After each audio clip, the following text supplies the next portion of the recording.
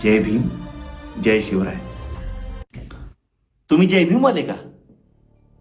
प्रिय बाबासाहेब, मागच्या वर्षी तुमच्या जयंतीनिमित्त तुम्हाला अभिवादन करण्यासाठी जेव्हा मी स्टेटस ठेवला होता तेव्हा अनेक लोकांनी मला विचारलं, तुम्ही जय भीमवाले का?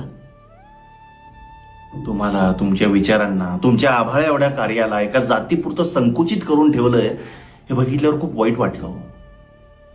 नाही, बाबासाहेबांनी आमच्यासाठी काय केलंय हा प्रश्न विचारणाऱ्या लोकांमध्ये मी सुद्धा होतो. माझ्या जातीचा भयंकर माज होता मला. वरच्या जातीत जन्माला आलोय अशी एक वेगळीच गुरमी होती. मग तुम्ही लिहिलेलं अॅनहायलेशन ऑफ द कास्ट हे पुस्तक वाचलं आणि एक जोरदार चपराक बसली.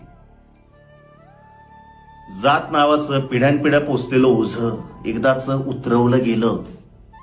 मी स्वतःला विचारलं, एखाद्या जातीत मी जन्माला आलोय यात माझं काय क्रेडिट आहे, माझं काय कर्तृत्व आहे?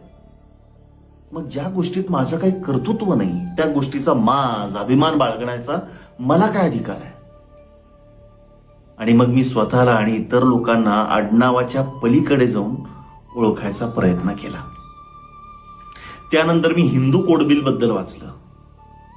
आज माझी आई, माझी बहीण जर हिंदू समाजात आत्मसन्मानाने जगत असतील तर त्यामागे तुम्ही दिलेला लढा आहे. त्यावेळी हिंदू स्त्रियांच्या हक्कासाठी तुम्ही राजीनामा द्यायला सुद्धा तयार झाला होता. आज कुठल्याही जातीतली कामगार स्त्री जेव्हा तिचा मॅटर्निटी लिव्ह हा हक्क बजावते तेव्हा या हक्कामागे, या संकल्पनेमागे तुम्ही पाठीशी होतात हे विसरता कामा नये.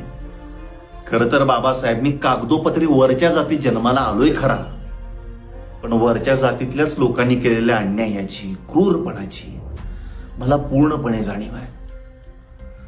तो अन्यायाचा क्रूर सैतानी वारसा माझ्यापर्यंत आला नाही आणि मी माणूस राहिलो कारण ती साखळी तोडायला मध्ये तुम्ही होतात.